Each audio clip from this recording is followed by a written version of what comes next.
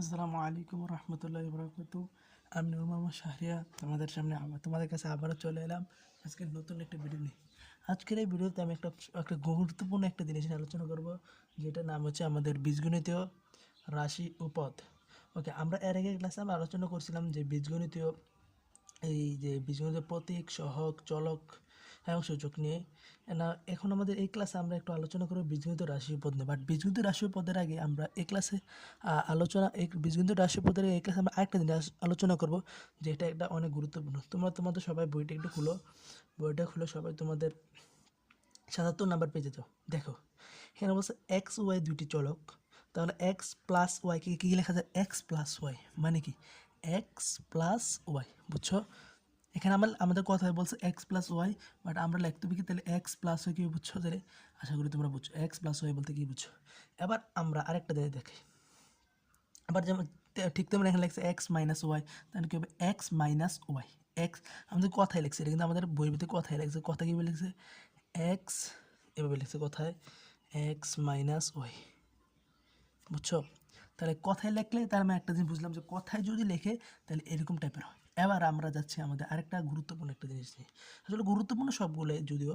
এবার আমরা যাব এক্স, আরেকটা আছে x into three. So x আমরা কিন্তু এর আগে ক্লাসে বলছিলাম যে যদি গুণ হয়, অর্থাৎ যদি আমরা কিন্তু এর আগে ক্লাসে বলছিলাম যদি গুণ হয় কী হয়? যদি গুণ হয়, অর্থাৎ এটাকে বীজগণিত বলতে হবে into or multiplication, into or multiplication or dot, যেটাকে তুমি বলতে পারো। তাহলে আমরা তাহলে যে x dot y, x dot y আছে না এটা? হ্যাঁ, এক্স ইন্টু ওয়াই আছে, এক্স ইন্টু ওয়াই আমরা এক্স লিখলাম, এটা ইন্টু ওয়াই মানে তেমন এক্স ইন্টু ওয়াই। আচ্ছা, ইন্টুর আছে না, তুমি ইচ্ছেগুলো তুলে ফেলতে পারো। তো এই তুলে ফেলে তুমি শুধু এভাবে লিখতে পারো। অর্থাৎ আমরা একটা জিনিস বুঝলাম, যদি আমরা কোনো দিনও বীজগণিতে এক্স ওয়াই দেখি, তার মানে এক্স ওয়াই মানে তার মানে কি? এক্স ওয়াই মানে হলো আমার এক্স গুণ ওয়াই অথবা এক্স ই ডট ওয়াই, তুমি যেটা বলো এটাই হবে।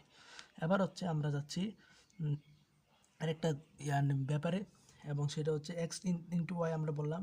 যেমন আমাদের বলছে থ্রি এক্স, যেমন বইয়ের মধ্যে থ্রি এক্স, তার মানে কি? আমরা থ্রি এক্স কীভাবে লিখতে পারি?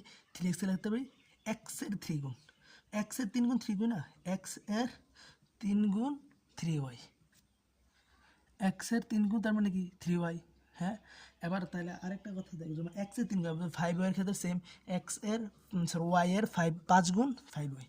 এবার তারপরে আমরা এক্সের তিন গুণ ওয়াইয়ের পাঁচ গুণ বুঝে পারলাম। এবার পরীক্ষাতে কিন্তু প্রশ্ন এরকম থাকবে। প্রশ্ন হচ্ছে, আমি আসলে বেসিক যদি বলছি এই জন্য আমি তোমাকে এটা এমনি বলা লাগতেছে, হয়তো আমি তোমাকে ডাইরেক্ট একবারে ভালোভাবে এটা বলতাম। তাহলে এক্স ডট ওয়াই আমরা বুঝলাম, এক্স ইন্টু ওয়াইটাও বুঝে ফেললাম। এবার দেখো আমরা যাচ্ছি আরেকটা ব্যাপারে, সেটা হচ্ছে একটা যেমন এ ইন্টু বি।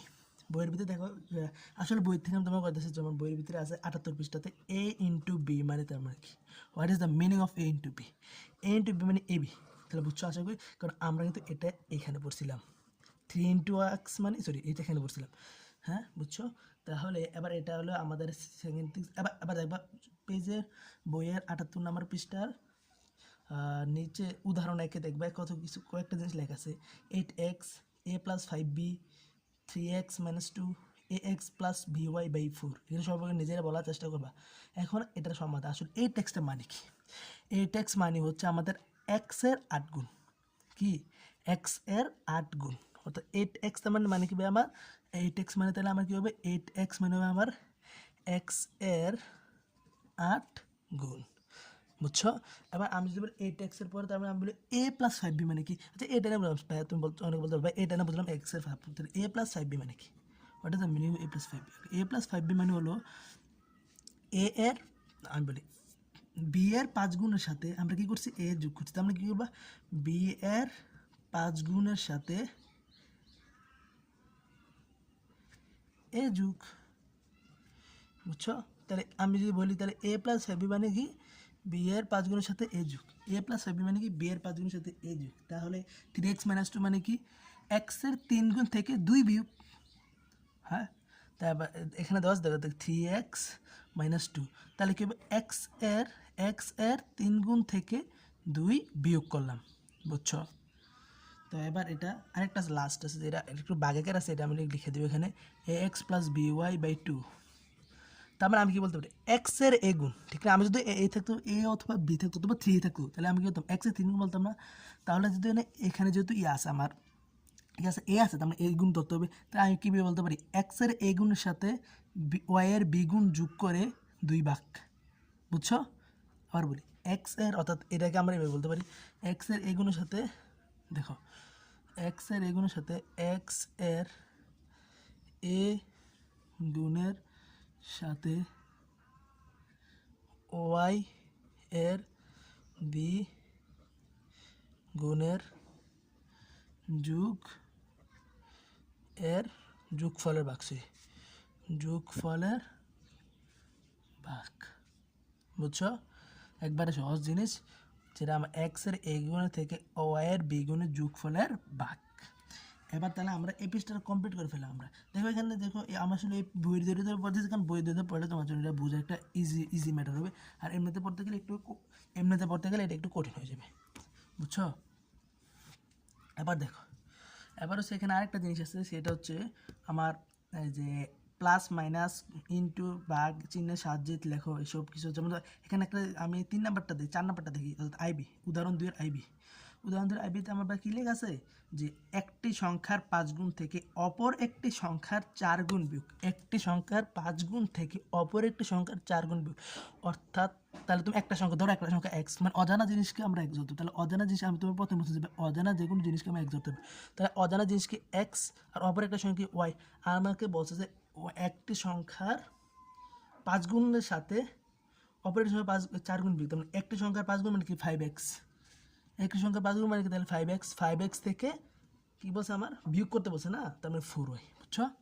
একবারে সহজ জিনিস এটা।